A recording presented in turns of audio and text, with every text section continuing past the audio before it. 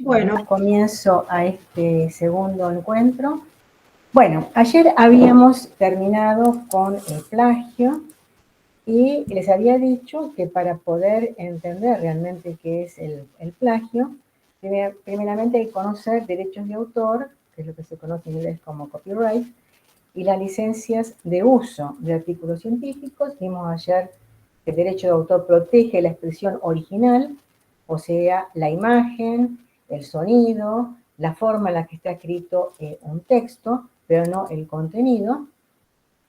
Y que, nos fijamos acá hacia el final de la diapositiva, el autor controla ese derecho desde el inicio, automáticamente posee ciertos derechos sobre el trabajo, todo el contenido del trabajo, pero en el derecho de autor lo transfiere a la editorial y la editorial es la que lo administra.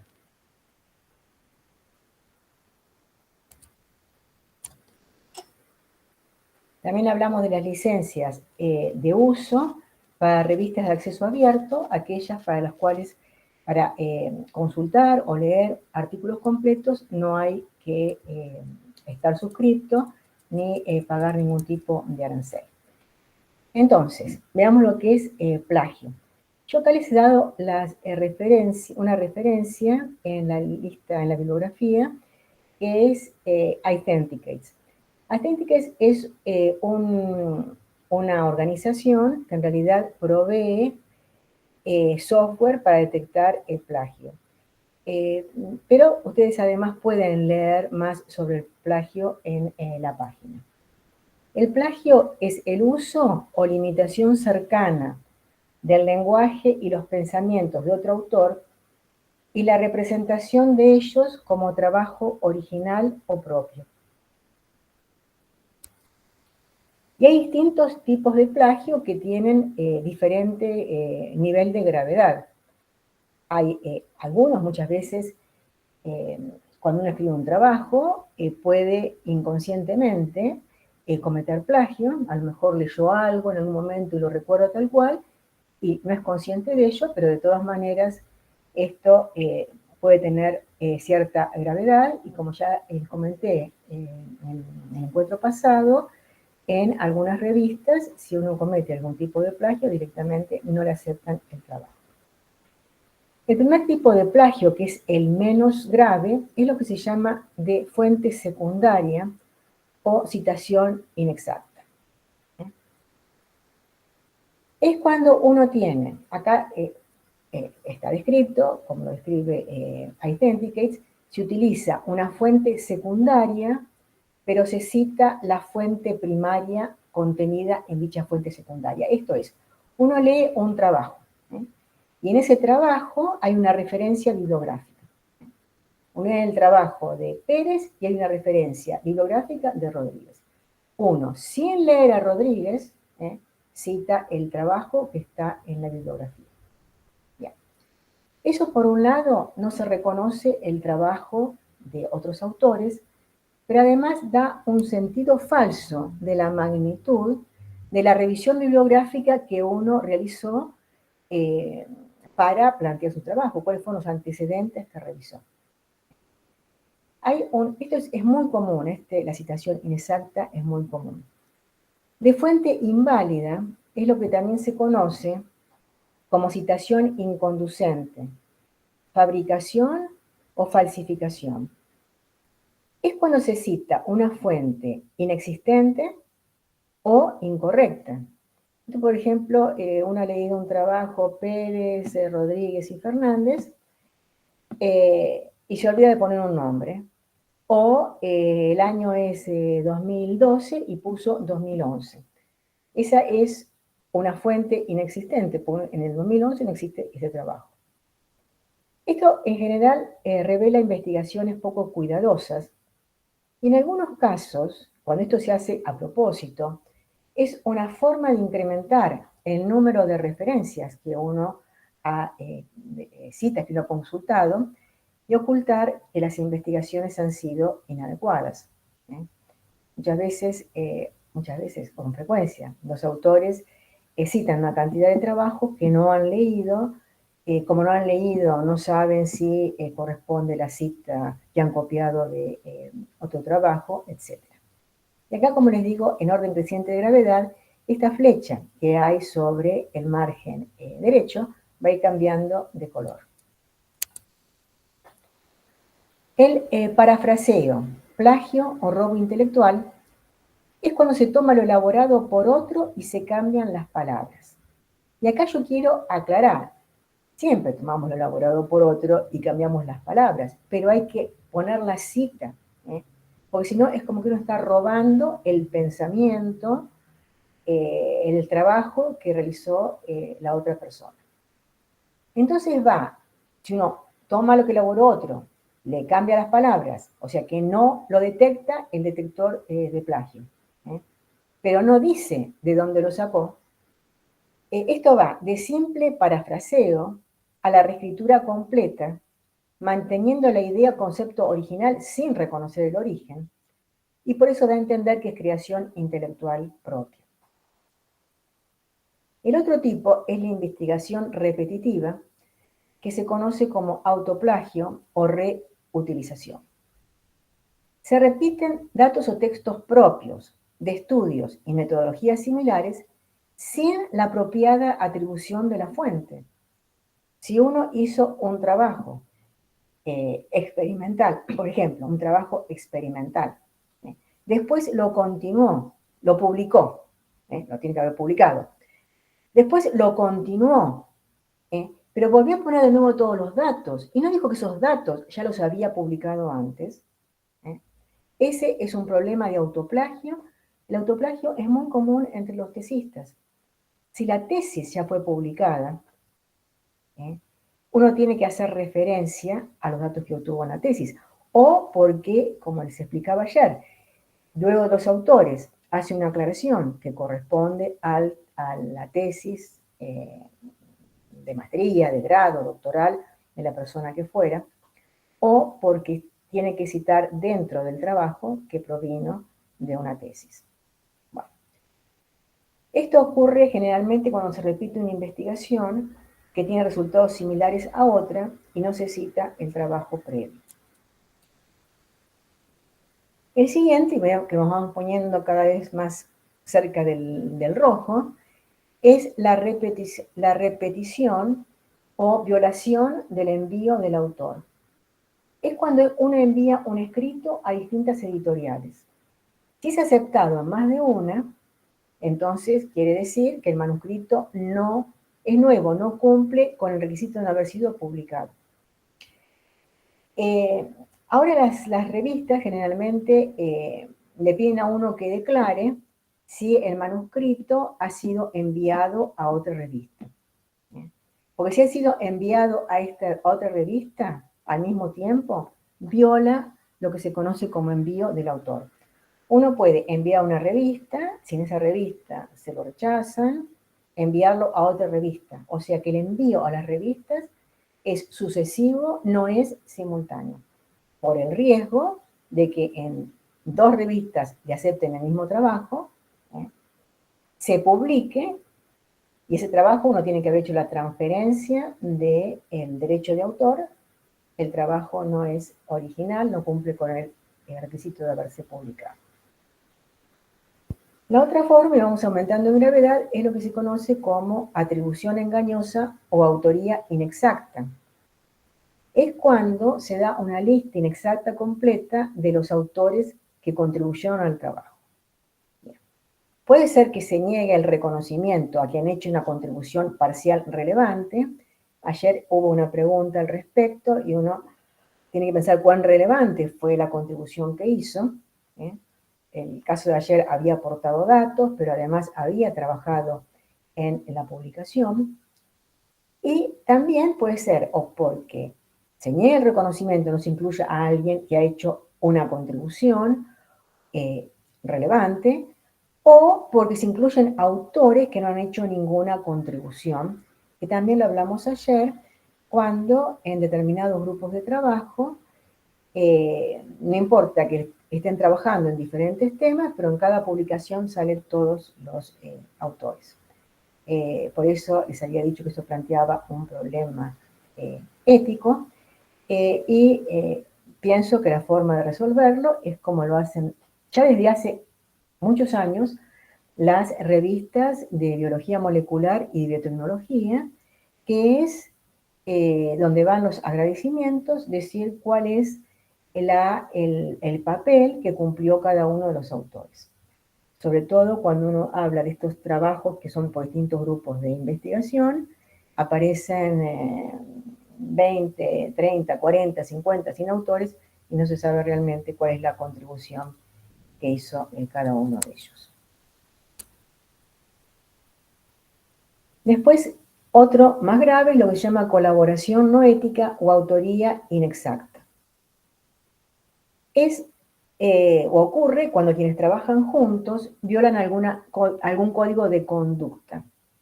Por ejemplo, hay un proyecto colaborativo y no se menciona que el proyecto es colaborativo y que hubo otras personas que también contribuyeron a ello. Esta es una falta ética. Pero otra lo que es realmente plagio, es cuando uno está trabajando en conjunto con otro grupo, con otro país, se discuten ideas o se aportan datos y se usa el trabajo, las ideas del otro sin la atribución apropiada. Eso es plagio. La duplicación, que es también autoplagio y reutilización, es que se usan los trabajos previos sin atribuir a las fuentes. El anterior que se había dicho, se toman datos de un trabajo, datos que han sido publicados, y no se dice que esos datos ya están publicados, sino que parece que el autor o los autores comenzaron de cero a hacer ese trabajo, que es autoplagio. También es autoplagio cuando uno toma el trabajo completo y no lo atribuye a las fuentes. Para algunos es debatible y depende del contenido duplicado, pero como les digo, ahora en las publicaciones electrónicas están todos los softwares de detección de duplicaciones, de plagio, y eso constituye una falta grave si la revista a la cual estamos sometiendo nuestros trabajos tiene un programa que utilice como insumo una base de datos que sea amplia. Acá también no aparece la diferencia entre los trabajos que están en inglés y los trabajos que están en castellano, porque muchas editoriales tienen sistemas de detección de plagio y toman contenido solamente en inglés, no en castellano. Ahora hay algunas que también están tomando el contenido en castellano. Bien, y el plagio literal, que es copiar y pegar, es lo que se conoce como robo intelectual, y esto es gravísimo. Copia las palabras de otros sin la atribución apropiada. Y ya acá pongo entre paréntesis, uso de indentación, encomillado, letra cursiva. Porque si uno va a poner las palabras textuales del otro, el que está leyendo tiene que saber que eso no es de este trabajo. Entonces, uno viene escribiendo con un determinado margen. Cuando copia textual lo de otro, o tiene que usar indentación, o sea, correrlo más hacia el medio, o encomillado o en letra cursiva. Y bueno, a mí me parece que la indentación algunas veces no es suficiente. Puede ser indentación si uno además cambia el tipo de letra, pero eso no lo permiten en muchas revistas, o sea que lo mejor es el encomillado y cursiva. Esto es robo intelectual porque se realiza la atribución apropiada, pero no se aclara que lo escrito es copia textual. O sea, los que han escrito saben que pensar una oración es un trabajo intelectual importante. No se realiza entonces la atribución apropiada y se usan las palabras de otros como propias. Entonces el plagio completo es robo intelectual, la situación extrema, cuando se toma el manuscrito, el trabajo de otro y se envía a publicar como si fuera propio. Y esto, en esta era de la informática, ha traído muchos problemas, sobre todo con las tesis de posgrado, porque en determinadas áreas, no tal vez, no tal vez no, creo que no, cuando hay que hacer experimentos, hay experimentación en una tesis y uno tiene un director, pero hay algunas disciplinas, por ejemplo, en las humanidades, que uno puede hacer un trabajo, a lo mejor sin demasiada dirección, y presentarlo, o sea, su tesis y presentarla en una determinada escuela de posgrado.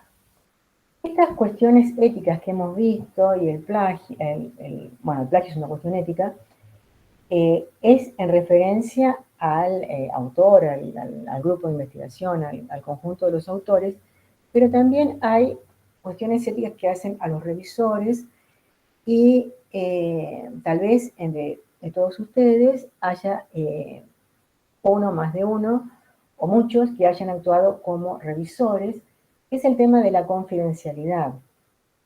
Un manuscrito que está en revisión es una comunicación de privilegio. Como tal, no debe mostrarse ni describirse a nadie, excepto al que solicitó la opinión para alcanzar la decisión editorial. Y algunas revistas o instituciones solicitan la destrucción del material evaluado. Por esto también, la gravedad de esto tiene que ver con el campo disciplinario, ¿no?, en el que uno está actuando. Sobre todo, yo siempre vuelvo a lo mismo, que están haciendo investigación de punta en biotecnología, en farmacología, que el hecho, cuando hay grupos que están trabajando en los mismos temas. Ese es un problema que siempre ha ocurrido, ha generado grandes disputas a nivel nacional, a nivel internacional. Bueno, el caso, por ejemplo, de quien identificó el virus de la inmunodeficiencia adquirida, yo creo que ese es un caso emblemático, porque donde ¿a quién le envían en teoría el trabajo? A alguien que que tenga antecedentes y que tenga además antecedentes en el área del trabajo o en el tema del trabajo. Entonces, si hay un grupo que está más avanzado y manda a revisión, el otro grupo, si viola lo de la confidencialidad, no contesta cuando tiene que contestar, y avanza la idea que hay ahí o la metodología que tiene ese trabajo que le toca revisar, la pone en funcionamiento y publica antes. Ahora las revistas tienen como periodos más cortos, ¿no?, para el revisor, pero hay revistas que tardan un año, ¿no es cierto?, para contestar. Sobre todo en la parte de administración, economía, que no es un tema que nos concierne a nosotros, pero toman ese tiempo, si yo comento, se lo paso a otro y puede ser que el otro tome una decisión que le permita avanzar y publicar antes. Bueno, vamos a ver de qué otra forma uno puede de alguna manera poner el pie y decir yo lo dije primero. Bueno, además porque el nombre de un revisor, que se asocia a una revisión, es una certificación de que las ideas que expresa la revisión son propias. Bien, esto es relativamente común y es una cuestión ética que algunos investigadores solicitan a sus estudiantes de posgrado que realicen la evaluación. La opinión no se solicitó a los estudiantes. Se violó el principio de confidencialidad, porque lo tendría que haber manejado el revisor como una cuestión de privilegio. Y se da fe de un acto que no se realizó. Esto hay una variante que no plantea esa cuestión ética, que es si el revisor hace su trabajo, también se lo da a su estudiante para que su estudiante se vaya formando en las revisiones. Pero no que el revisor ponga su nombre, firme, etcétera, etcétera, y el que opine sea uno de los estudiantes. Bien, también plantea cuestiones éticas Los conflictos de interés para rechazar una solicitud de revisión. Algunas veces se piensa que el conflicto de interés se tiene que dar. No, el conflicto de interés es que puede existir de manera tal que la evaluación que se hace no tiene la objetividad que es esperable. Porque el revisor tiene que leer objetivamente el manuscrito y proveer una revisión que no sea sesgada, cosa que en algunos casos, por supuesto, es difícil, porque somos seres humanos los revisores. Está este ser o parecer. Hay conflictos de interés cuando el revisor y el autor tienen alguna conexión financiera, son competidores en la disciplina o tema, que es lo que les decía, que uno puede hacer que se retrase o puede decir que no está bien algo que está bien, de manera tal que hace que también se retrase en la reelaboración y envío del manuscrito. Cuando pertenecen a la misma institución o son amigos personales, estudiante, profesor, pareja, esposos y todas las otras relaciones que uno por ahí no conoce, jefe anterior o dirigido. Lo que algunas revistas solicitan es que uno declare si tiene algún conflicto de interés, cuál es el conflicto de interés, pero además si uno puede leer, a pesar de que existe conflicto de interés, uno puede leer con objetividad. Es como una declaración jurada. Yo de hecho he leído y evaluado, pero con esa declaración, ¿no es cierto? Sí, he sido estudiante, profesor, pero considero tal cosa y lo firmo. Bien, ¿por qué entonces es importante el respeto de estas reglas estándares consensuadas por la comunidad científica global? Porque para el editor facilita la toma de decisiones, porque se reconocen los aportes individuales de todos los involucrados en las distintas etapas de la investigación y porque se mantiene la calidad académica de las revistas y al mantenerse la calidad académica de las revistas avanza el conocimiento científico y sus aplicaciones. Ahora entramos entonces el tipo de revistas.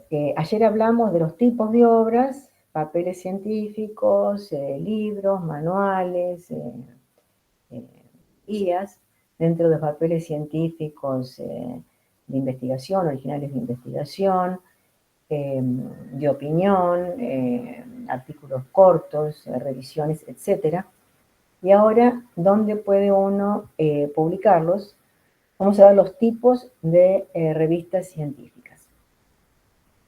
Hay revistas tradicionales, en las cuales el acceso es por suscripción, revistas de acceso abierto, que es esta sigla OAJ, Open Access Journals, y revistas híbridas que han surgido hace no tanto tiempo. Antes, quiero decirles, para quienes no saben, qué es el DOI. Cuando comienzan a publicarse revistas, imágenes, vídeos en Internet, surgió este identificador de objeto digital, Digital Object Identificator, que es un enlace permanente en forma de código alfanumérico, identifica de forma única un contenido electrónico. Ese contenido electrónico, como les digo, puede ser un artículo científico, puede ser una imagen, puede ser un libro, puede ser una canción, puede ser un vídeo. Cualquier objeto digital puede tener ese identificador. Y aunque hay revistas y artículos que no lo tienen, es altamente deseable que lo tengan porque es la forma en la cual se puede recuperar un objeto digital en el sistema. Acá yo he tomado dos ejemplos, uno de la BAG, la revista que está ofreciendo este curso con la LAG y la SAG, y acá tenemos, si ven, este DOI, y tiene un número, este es un prefijo, después tiene el nombre de la revista, después tiene el año, y esto está diciendo que es el es el fascículo 32, perdón, el volumen 32 y el fascículo 1. Yo tomé otro ejemplo de Crop Science, y en Crop Science acá abajo también subrayado en rojo, tiene, dice DOI.org, tiene un número, el nuestro es 10-35407, este es 10.002, y después ellos tienen otra forma de escribirlo. O sea que este identificador de objeto digital puede estar en la revista, puede estar en el artículo o puede estar en ambos, en la revista y en el artículo. Bien.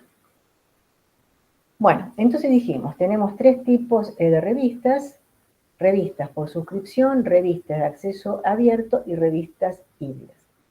Entonces, cuando uno va a seleccionar la posible revista, porque parece que es adecuada, de acuerdo a la profundidad de su investigación, bueno, todos los criterios que vi previamente el día de ayer, uno tiene que preguntarse dónde aspira a publicar. En una revista de acceso abierto, por ejemplo, la revista esta de genética. En una revista de acceso por suscripción. Si es de acceso por suscripción, no son necesariamente editoriales privadas. Pueden ser editoriales privadas, como Sevier, Kruger, Springer. Pueden ser de sociedades científicas, pero que el acceso sea por suscripción. Yo he puesto el American Society of Agronomy. O puede ser de organismos gubernamentales, como es el caso de NRC Research Press, que son las revistas de Canadá, Genome, Botany, etc. Puede ser una revista de acceso abierto, o puede ser una revista por suscripción, y tenemos que ver qué es lo que pasa en el artículo, porque el artículo puede ser de acceso abierto en una revista de acceso abierto o en una revista por suscripción, y esto es lo que vamos a ver ahora. Además, uno tiene que decir, aspiro a publicar en una revista que tenga soporte impreso, electrónico, los dos, o una revista de alcance nacional, latinoamericano o internacional. Y después también puedo pensar una revista de alto impacto, una revista que considera de calidad por los pares, o voy a tener en cuenta los índices bibliométricos, y en ese caso, ¿qué valores de índices bibliométricos? ¿Me da lo mismo cualquiera o a partir de cierto nivel? Acá les voy a decir algo que ya les dije ayer.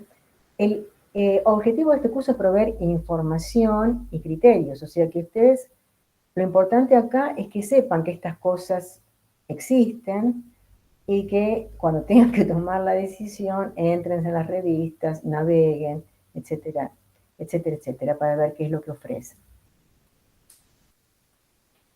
Bien. Ahora yo digo, voy a hacer por acceso por suscripción o acceso libre, pero hay que considerar en la elección qué costos se pueden afrontar.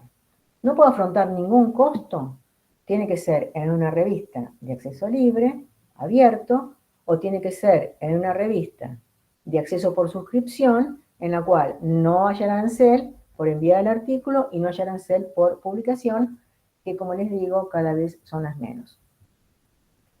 Puedo afrontar solamente, por ejemplo, por revisión del manuscrito o por publicación del manuscrito aceptado. Las figuras es otro tema. Las figuras normalmente se cobran aparte, o sea, puede ser que no las de acceso abierto o acceso libre, si las de acceso por suscripción, puede ser que uno envíe las figuras en color, pero en el formato electrónico salen en color, y para que salgan en color en el impreso hay que pagar y los montos son muy altos.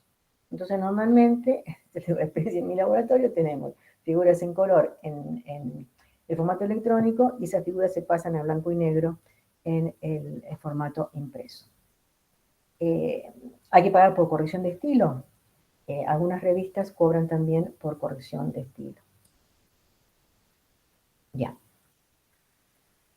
Vamos a las revistas científicas tradicionales. En estas revistas, el acceso es por suscripción personal o institucional. Y yo he tomado algunos valores, por ejemplo, por revista, por año, en las revistas científicas tradicionales, el valor para las bibliotecas varía entre 1.000 y 4.000 dólares. Por supuesto, la suscripción personal tiene otro valor que también es muy alto, hablamos en miles de dólares. O el acceso puede ser por artículo arancelado. O sea, la revista, yo para acceder a la revista, yo puedo entrar en la revista, ¿no es cierto? Entro en la revista y ¿qué es lo que veo? Veo el índice y puedo entrar en los resúmenes. Bien, yo quiero entrar en el artículo completo, tengo que tener una suscripción personal o una institucional. Ahora aparece por artículos arancelados, que también lo vamos a ver seguidamente. Bien. Estas revistas tradicionales son impresas, las menos, aunque hay revistas que yo pienso en el área de la genética, que han sido importantes, que siguen estando solamente impresas.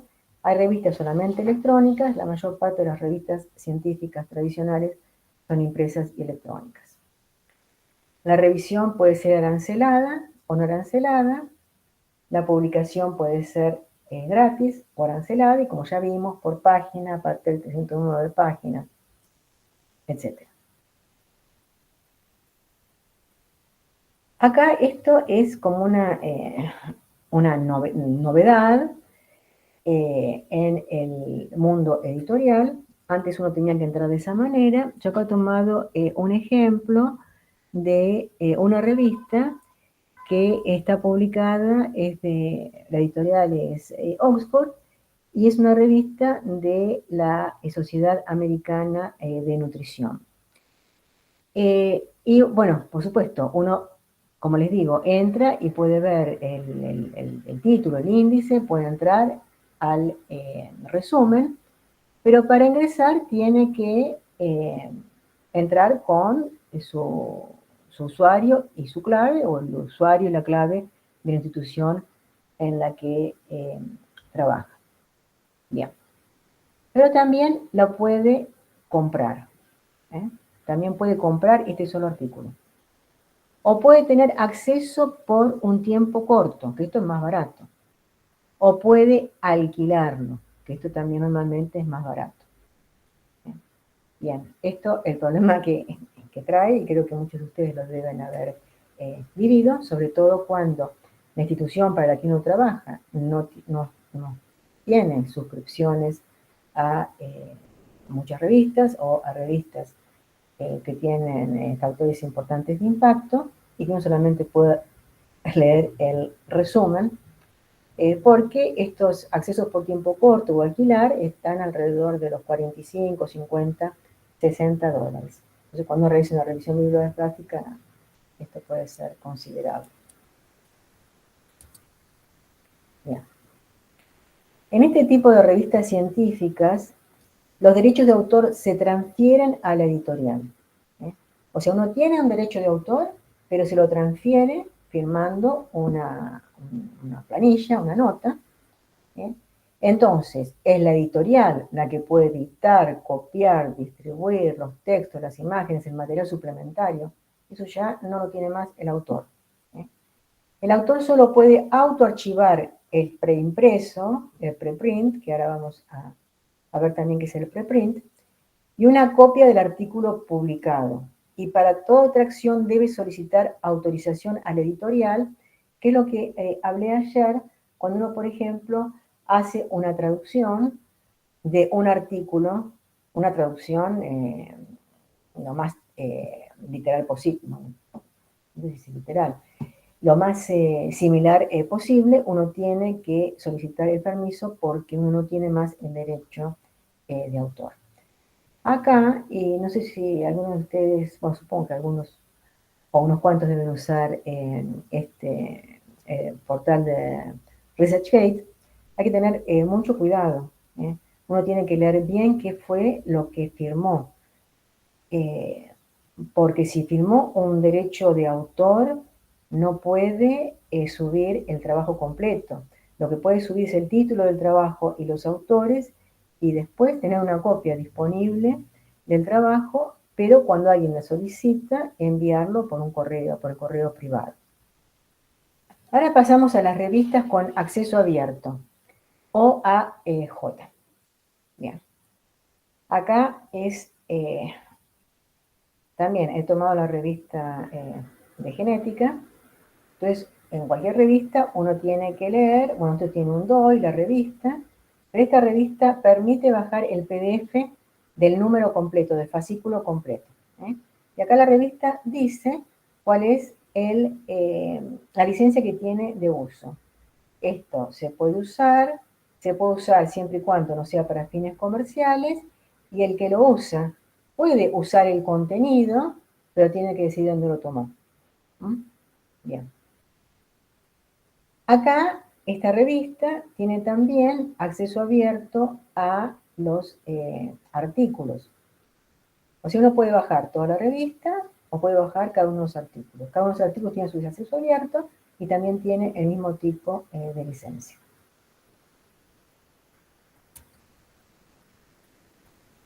Y ahora, entre un extremo y otro, aparecieron las revistas híbridas. En las revistas híbridas se accede por suscripción a la mayoría de los artículos. Pero hay un número variable de artículos que pueden ser de acceso abierto y tienen este tipo de licencia, CC, pero el acceso es abierto. Bien, entonces, ¿cómo hace? Pues esto sería lo ideal entonces, publicar acá.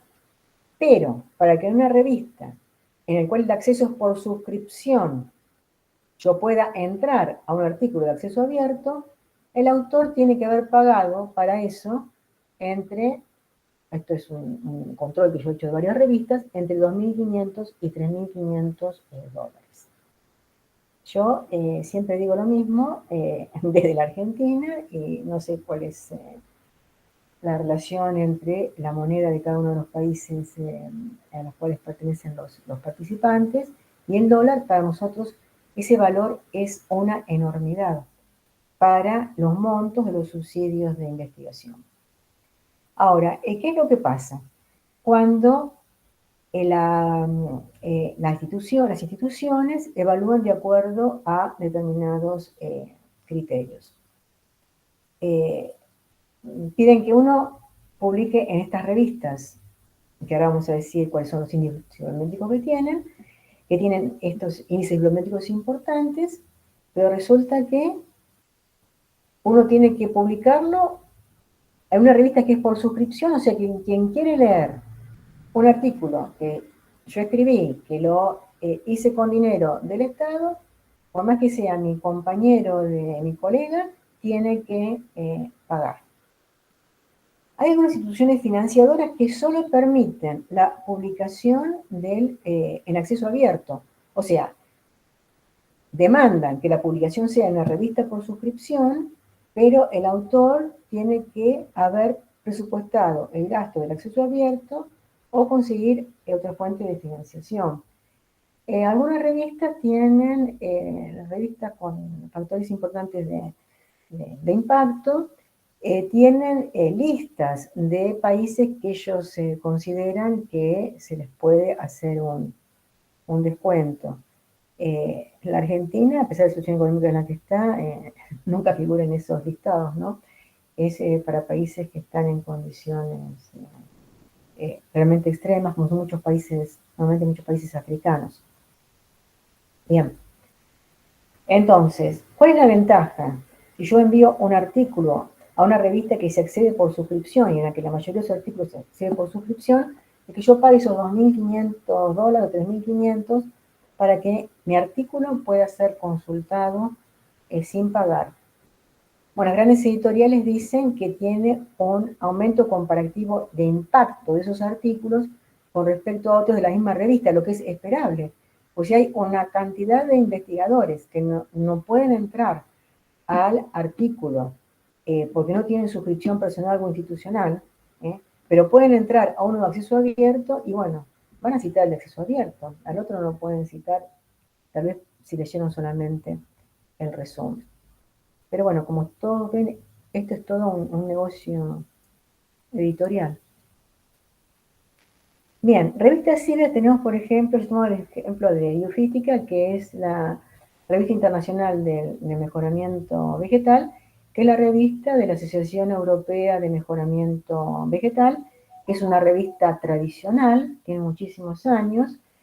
El acceso fue siempre por suscripción, personal o institucional.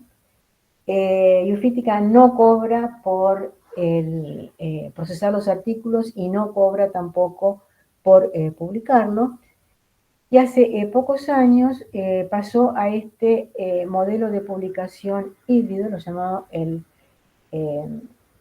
el, la revista como transformadora.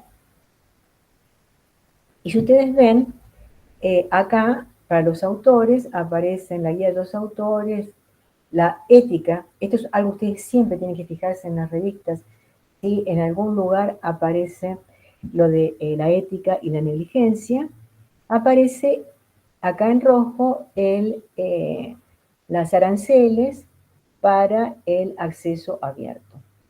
O sea que en esta revista uno no paga para que le presenten un artículo, no paga por publicar, paga para los artículos, pero uno puede tener acceso abierto a aquellos artículos cuyos autores han pagado por tener ese tipo de acceso.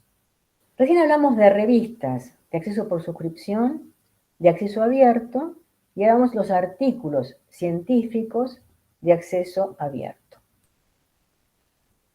Cuando algo tiene acceso abierto, la revista, el artículo, aparece este candadito que dice Open Access. Bien. Y volvemos a las grandes editoriales comerciales como Elsevier, Wiley Blackwell, Francis C. Taylor, Springer, Weiss. Estas grandes editoriales publican más del 50% de todos los artículos académicos que se publican en todas las áreas y en todas las disciplinas, con márgenes de ganancia de alrededor del 40%. Pero solamente publican el 15% de los artículos con acceso abierto. Ustedes pueden ver todos estos datos en esta dirección, universoabierto.org. Bien. Bien. ¿Cómo accede uno? O sea, uno accede directamente si encuentra el candadito abierto o el candadito está cerrado. Pero ¿cuáles son las rutas que tienen las revistas de acceso abierto? Ahora vamos a explicar.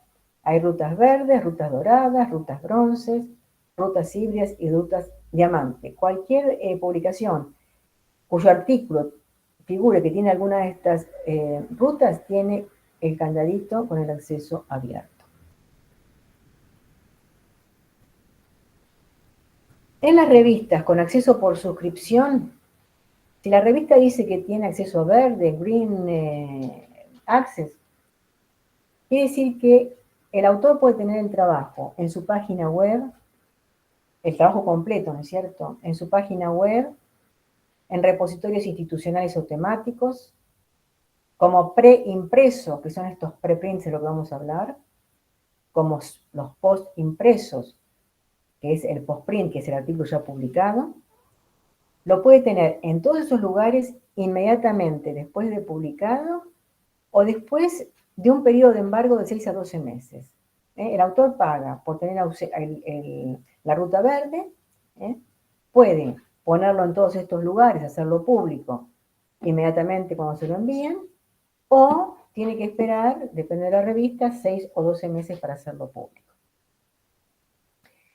Si por lo que ha pagado por el acceso bronce, la lectura es libre en la página del editorial por un tiempo limitado. Y no tienen estos licencia abierta explícita para distribución y reutilización. Si el acceso es híbrido, es la ruta híbrida, es lo que explicamos recién en las revistas híbridas, la lectura es libre, pero el autor paga por publicar con acceso abierto.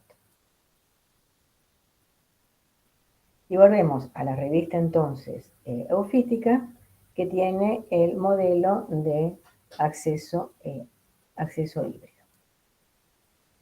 Bien. Ahora vamos a las revistas de acceso abierto. Pueden tener la ruta dorada, en la cual no hay cargo para el lector, o sea, uno puede entrar a cualquier artículo, pero el autor ha tenido que pagar lo que se llama APC, aranceles para el procesamiento del artículo. Si el acceso es, en la ruta es platino o diamantes, no hay cargo para el autor ni para el lector, y los costos son asumidos por instituciones sin fines de lucro, como pueden ser las universidades, algunas sociedades científicas, etc.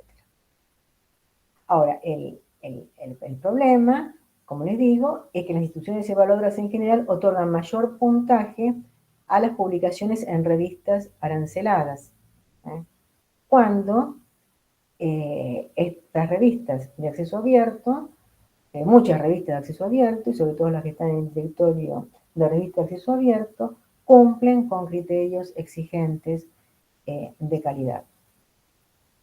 Hace unos años, no tantos años, surgieron los preimpresos, lo que se conoce en la jerga con su denominación en inglés preprints. Los preprints son borradores de un trabajo de investigación que se comparte públicamente antes de la revisión por pares en una plataforma distinta, es una plataforma de preprints.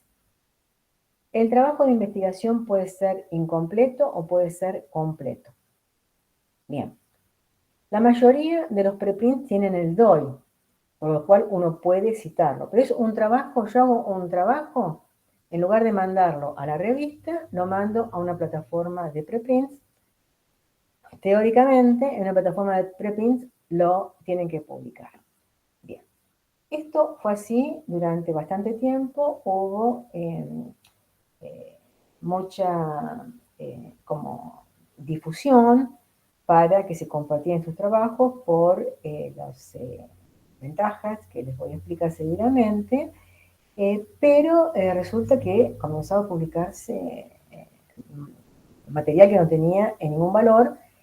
Y Internet es muy importante y nos ha hecho que avance rápido también el conocimiento y la difusión del conocimiento, pero también es una trampa, sobre todo para los investigadores noveles, que no tienen desarrollado el criterio para saber qué eligen o no. Y sobre todo cuando comienza la pandemia de COVID, porque aparecen miles de trabajos sobre el COVID que no tenían la calidad que correspondía. Bien.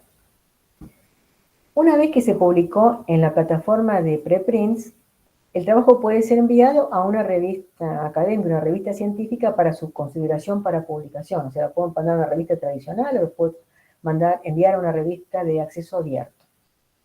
Bien. Si en la revista tradicional o en la revista de acceso abierto el preprint no es aceptado, sigue disponible en la plataforma. Mientras que si es aceptado, el preprint sigue en la plataforma, coexiste con el artículo, si no son idénticos. ¿Por qué? Porque dijimos que para el artículo sea original, no tiene que haber sido publicado antes, y la originalidad está también en la forma. ¿Cuáles son los beneficios? Que el lector tiene acceso abierto inmediato. A través de preprints también se pueden divulgar trabajos recientes o lo que se considera invisibles, como son, por ejemplo, las tesis o los avances de las becas. Si la tesis no está incorporada a algún repositorio o alguna página web, la tesis es invisible. Y si está, como les dije, que tener todos los recaudos de asignarle una licencia de uso. La otra es que hay una fecha cierta de publicación para establecer prioridades, y esto es importante cuando se están realizando investigaciones sobre determinados temas que son competitivas, ¿no? Que son muy competitivas. Como les digo, esto todo tiene que ver en lo que se hacen investigaciones de punto. Como hay una fecha cierta de publicación, el autor puede obtener un crédito Puede reclamar la autoría de una obra o descubrimiento cuando alguien publica lo mismo y no le reconoce su obra. Porque su obra, como tiene DOI, puede ser citado. Y lo que se planteó como que era la gran ventaja, y por eso era tan importante publicar los preprints, es la retroalimentación. O sea que a diferencia del sistema común, un preprint puede tener múltiples revisores. Y vean que lo puse entre comillas. Y vamos a ver por qué. En cualquier sistema, de una revista de acceso abierto, una revista de acceso por suscripción o un preprint, el rol, el papel de los revisores es señalar errores y falencias, sugerir nuevos estudios, colaboraciones, ampliar las referencias bibliográficas, fortalecer el dato con nuevos argumentos, reinterpretar los resultados. Yo acá tomé un ejemplo de plataforma de preprints, que es una plataforma que se llama preprints, porque hay otras plataformas de preprints que no se llaman preprints. Bien. Y acá uno ve en la parte superior que dice envíe un preprint. Este trabajo tiene un DOI, lo vemos acá arriba en la parte superior, tiene un DOI, en lugar de tener el nombre de la revista, dice preprints. Bien. Y es tal cual un trabajo publicado en cualquier revista, porque aparece cómo citar, el autor, el nombre del trabajo, etcétera, etcétera. Nada más que en lugar de poner la revista tal, uno pone preprint, tal año, con el DOI. Y acá yo tomé este trabajo que evidentemente recién lo acababan de publicar. Dice cuántas vistas lo tuvo, cuántas visitas tuvo.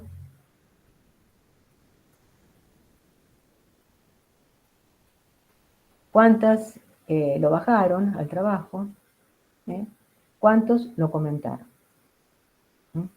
O sea que todo el que lo lee o que lo baja puede enviar sus comentarios. Esto ya me lo planteé cuando salieron los preprints, que no sé cuál es la ventaja de que uno tenga tantos comentarios, tantas correcciones, porque uno no sabe cuál es el nivel de la persona que lo está corrigiendo, que lo está revisando. Entonces uno dice, bueno, esto lo expongo a millones de lectores. Bien, millones de lectores, y tengo 1000 que lo corrigieron. Bueno, parece impracticable. Y ahora, ayer o anteayer estaba leyendo el blog de Cielo, que le digo es muy interesante con respecto a ver estas cosas, el acceso abierto y a lo de los preprints, que ahora están formando,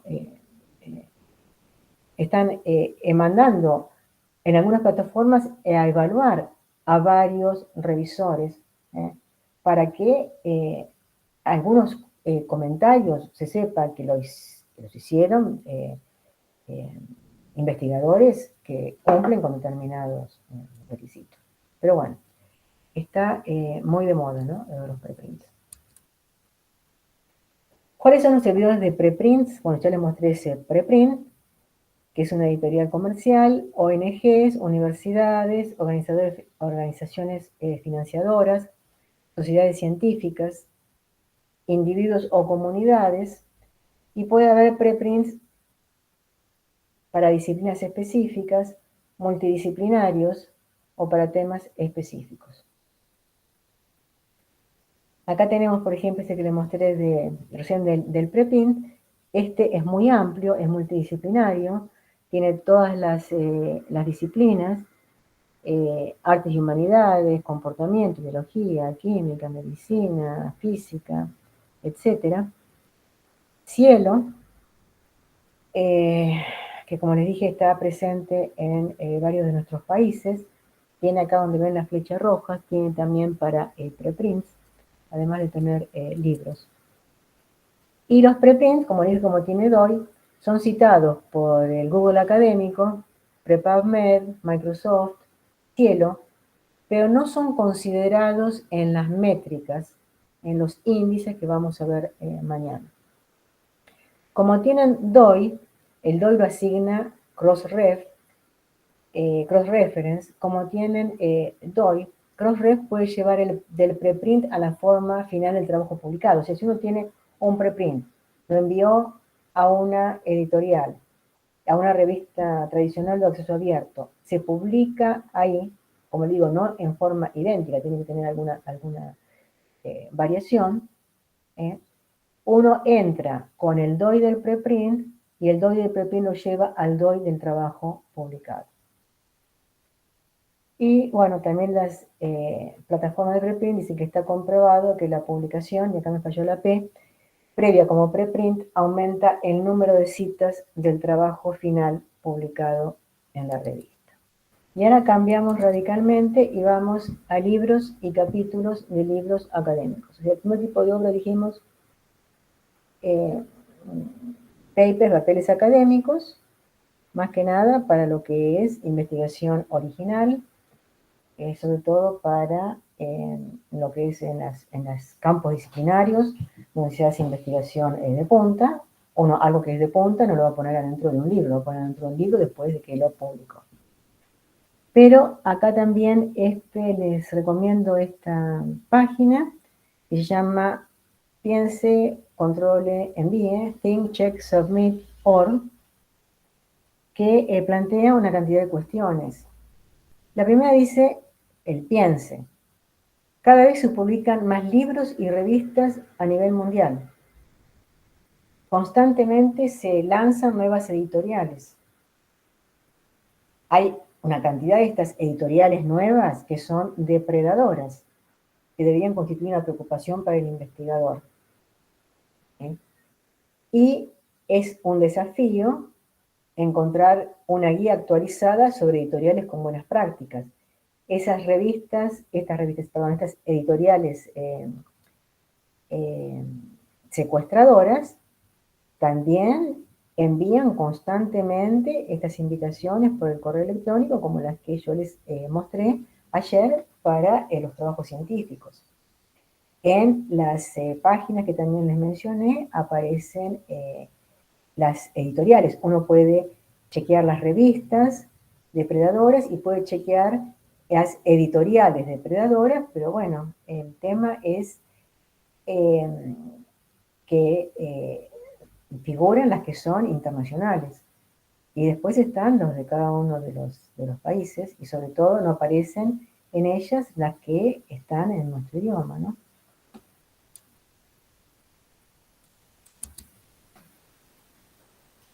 Bien, entonces estas son preguntas que uno debería plantearse. Control, ¿usted o su colega conocen la editorial? ¿Ha leído algún libro o capítulo de esa editorial? Es fácil encontrar los libros de esa editorial y esto es fundamental, porque uno puede dejar enterrado una cantidad de trabajo, ¿sí? No es fácil encontrar el libro, tanto si es el libro impreso o el libro electrónico. Si la editorial tiene una página web donde figuran los libros, figuran los precios de los libros, porque eso tiene que ver también después, cuando uno publica un libro o un capítulo del libro, tiene derecho de autor. Y con derecho de autor, uno debería cobrar una regalía por los libros que se venden. ¿Sabe cómo se distribuyen los libros? ¿Los editores tienen antecedentes académicos destacados en la especialidad? ¿La editorial puede contactarse fácilmente? Si son libros o capítulos de libros que están en formato electrónico, ¿están indexados en bases de datos de fácil acceso? ¿La editorial garantiza la preservación digital de la obra por un tiempo prolongado? Esto es también un tema que uno tiene que tener en cuenta cuando uno publica en una revista que es electrónica. La revista electrónica tiene que tener un repositorio que no sea el sitio de la revista. Porque si uno hace un esfuerzo y publica algo, tiene que estar preservado por muchos años. Para libros y para revistas también existen estas Open Access Pen y Clocks que son repositorios que garantizan la preservación digital en el tiempo. En la página web figura el tipo de revisión, por ejemplo, pares externos o internos. ¿Cómo se financia la publicación? O sea, ¿está establecido en la página si hay un costo para el autor? Si hay un costo, ¿cuál es? ¿En qué moneda? Si hay excepciones o hay descuentos. El otro tema que uno también debería chequear, pero depende también de la especialidad en las revistas, es cuánto tiempo transcurre entre revisión y publicación. En los protocolos de buena práctica editorial es obligatorio poner cuánto tiempo transcurrió. ¿eh?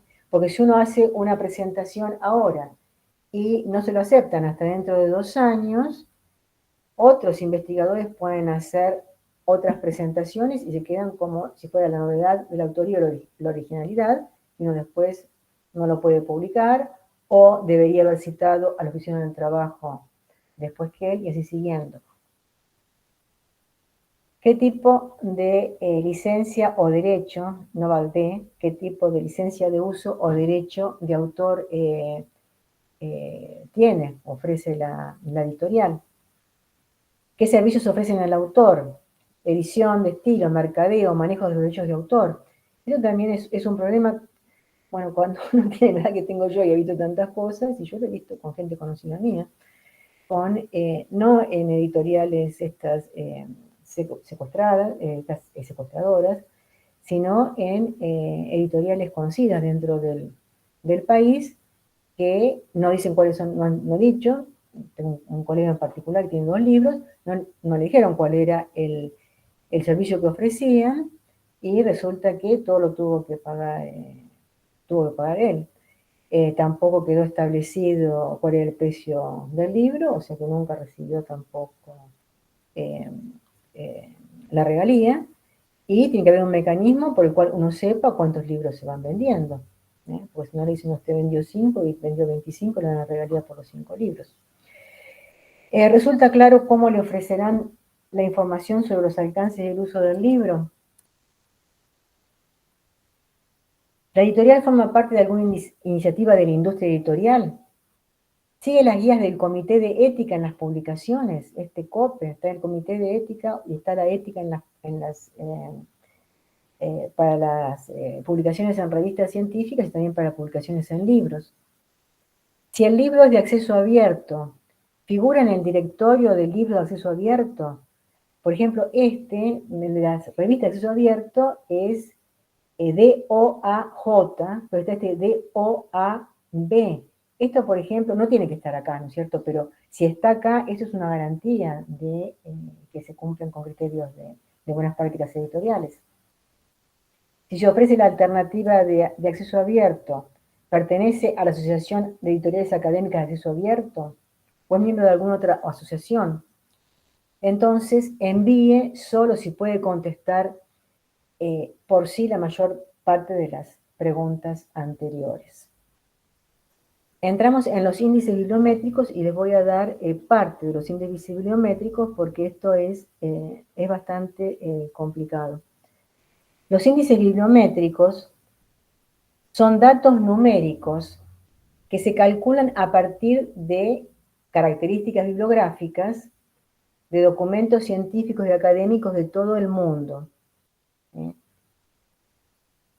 Acá tengo que aclarar documentos científicos académicos de todo el mundo que estén publicados en formato electrónico.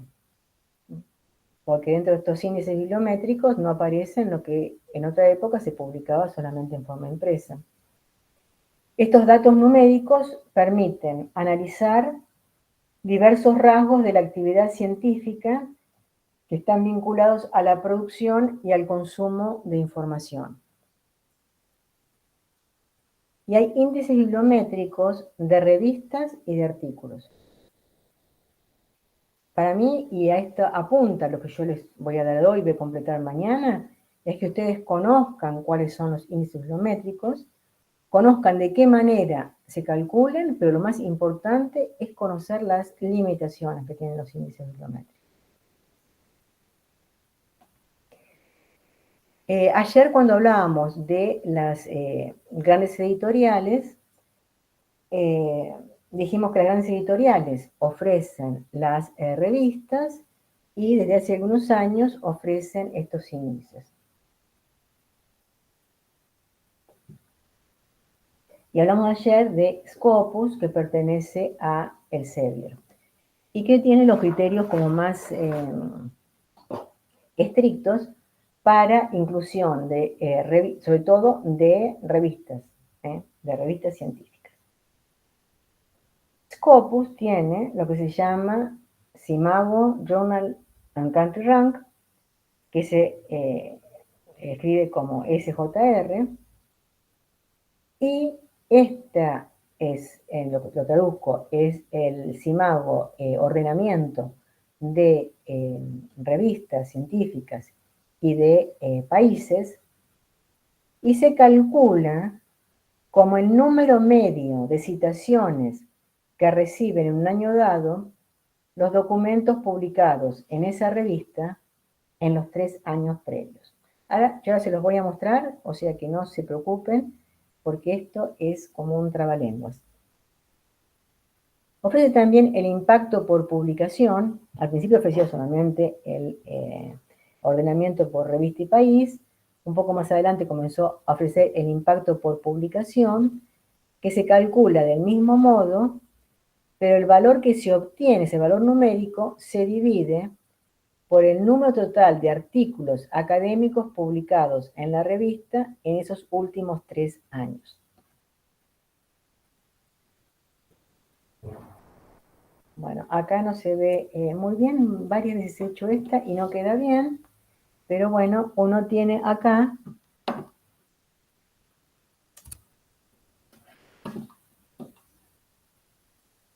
este es el ordenamiento de revistas y países, esto es el impacto por publicación, esto es este impacto por publicación corregido, tiene citaciones, documentos, porcentaje de los artículos que tienen las revistas que no están, ¿cómo que se llama?, citados, etc. Y uno puede entrar por la disciplina o el área temática, por el título del artículo y así siguiendo.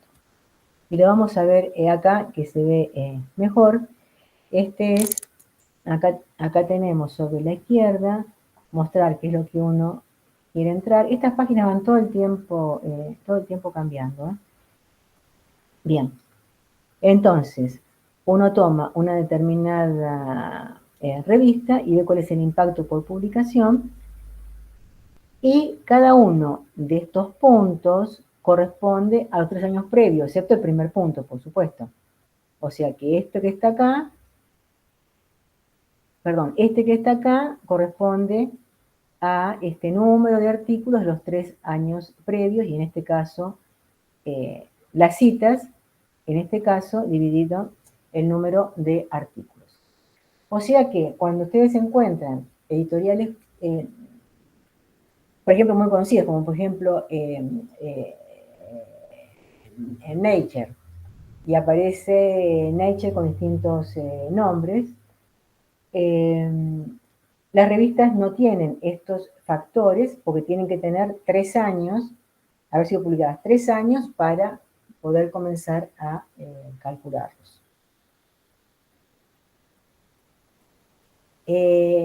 Clarivate, que es la que hablamos, que antes era, como les dije, Instituto de Información Científica, y Thomson y Reuters, que es la que incluye más tipos de documentos y que, como expliqué ayer, tiene una lista maestra, después tiene una colección núcleo, después tiene el Citation Index expandido y así siguiendo.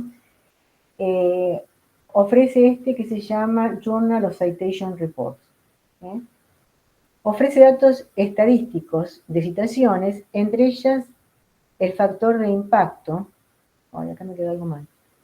El factor no va. El factor de impacto para determinar la importancia relativa de las revistas académicas en sus categorías temáticas. Y este factor de impacto es el que generalmente usan las instituciones de evaluación. El factor de impacto, cuando hablan de factor de impacto, es la herramienta, es el índice que provee Clarivate. ¿Cómo se calcula el factor de impacto de una revista? El factor de impacto refleja el número de citaciones anuales de los artículos publicados en los 2 últimos años de una revista dada que tiene que estar indexada en Web of Science. Por ejemplo, si yo digo la revista Genome, bien, ¿cuál es el factor de impacto de Genome en el 2021? Clarivate provee ese valor haciendo este cálculo. El número de citas que en 2001 recibieron todos los ítems publicados en los 2 años anteriores, 2019 y 2020, dividido el número de artículos y revisiones bibliográficas publicados en 2019 y 2020. Por ejemplo, el IPP o el SJR de Scopus no toma en cuenta las revisiones bibliográficas. Pero acá lo que yo quiero que ustedes se concentren es que en el factor de impacto toma para los artículos las citaciones de un artículo en un año que provienen de los años anteriores. Si ese artículo fue muy citado, pero fue muy citado en el 2018, no entra ese número en el factor de impacto. Por eso, a mí me parece que es una herramienta o un índice tan peligroso, pero sin embargo es el que usan en todas las instituciones, o la mayor parte de las instituciones, es muy peligroso. O puede tener en el 2021, no se cita o tiene pocas citas, un artículo publicado en el 2018, no entró en el cálculo. Acá tenemos un ejemplo, tomé de química, ejemplos de factor de impacto y, por supuesto, como les digo, el primer número viene de 3 años anteriores, ¿no es cierto? Bien. Y acá vemos cómo se han comportado estas distintas revistas. Organic Letters ha sido siempre creciendo, estos se han mantenido, ha ido por lo bajo. Pero siempre nos referimos a, en cada punto, cuántas citas hubo de los artículos publicados en los 2 puntos anteriores. Bien. Este factor de impacto fue creado por un señor llamado Garfield en el año 1972 para la gestión de revistas en bibliotecas. Este señor, el factor de impacto de las revistas se utiliza también para evaluar a los investigadores. Por ejemplo, dicen, este investigador tiene 3 trabajos en revistas con tal factor de impacto. Bien. Pero Garfield no creó el factor de impacto para evaluar a los investigadores, sino que ante una reducción de presupuesto en la biblioteca en la que trabajaba en California, decidió orientar a la administración sobre las revistas que se podían adquirir para priorizar el uso de fondos para consultar, leer o publicar. Entonces, ¿qué es lo que hizo? Se fijó en cada revista, en cada artículo, se fijó qué trabajos citaban de qué revistas. Por ejemplo, tomamos la revista Heredity, en varias revistas, ¿cuántas veces se citaban trabajos de Heredity? Bien. El problema entonces, como les digo, es que se creó para orientar sobre las revistas a adquirir y sin embargo se usa para otros propósitos para los que no fue creado, que es la evaluación de trabajos e investigadores por la mayor parte de agencias e instituciones en el ámbito académico internacional y latinoamericano, también debo decir. Bien. ¿Cuáles son las principales críticas? Acá estamos hablando de la revista, decimos el número de artículos de la revista, el número de artículos citados, pero no representa la citación alcanzada por cada uno de los artículos. La distribución de citas es asimétrica, porque lo que ocurre generalmente es que pocos artículos concentran el mayor número de citaciones, pero a todos se le atribuye el mismo mérito, porque el factor de impacto es de la revista y no del artículo. Y está estrechamente relacionado con el campo de investigación cubierto por la revista, y bien sabemos que los patrones de citación difieren entre ciencias y disciplinas. De hecho, bueno, esto hace ya unos cuantos años que está el factor de impacto, entonces se llamaba factor de impacto ICE, porque el que lo adoptó fue el Instituto de Información Científica, pero después de su publicación comenzaron a haber una cantidad de artículos sobre por qué no debía usarse de esa manera en la que se está usando. Bien. El factor de impacto es más alto en revistas de temas generales, más básicos y más dinámicos y con mayor tasa de obsolescencia que en revistas especializadas aplicadas con temas menos dinámicos para la producción, difusión y comprensión del conocimiento. ¿Cuáles son las revistas que tienen mayor factor de impacto? Son las revistas de, por ejemplo, de biología molecular, de medicina, de biotecnología. ¿Cuáles son las que tienen temas menos dinámicos? Bueno, revistas especializadas, por ejemplo, hay una revista que tal vez algunos de ustedes, que es una revista muy buena, que es el que se llamaba antes Sexual Plant Reproduction, que es una revista, originalmente una revista alemana que cambió de denominación, sobre todo los que han trabajado en reproducción sexual de plantas y también en apomixis.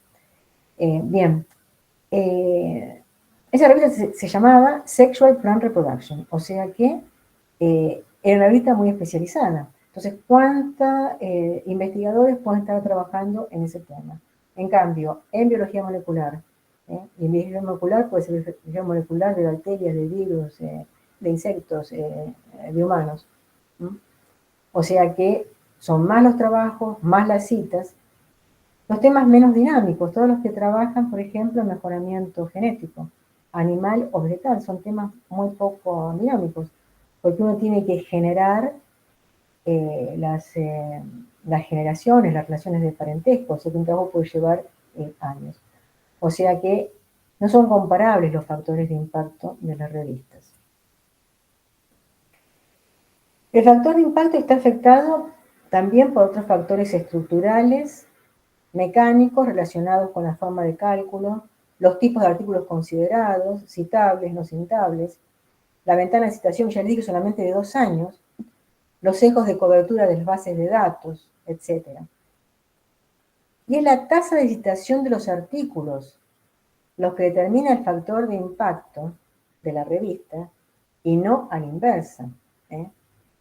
Por eso el valor de la revista y el valor del artículo individual no se correlacionan.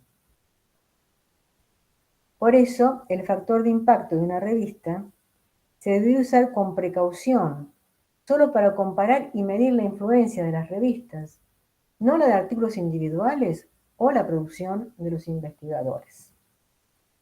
Muchas gracias, nos vemos mañana. Hasta mañana a todos. Hasta luego.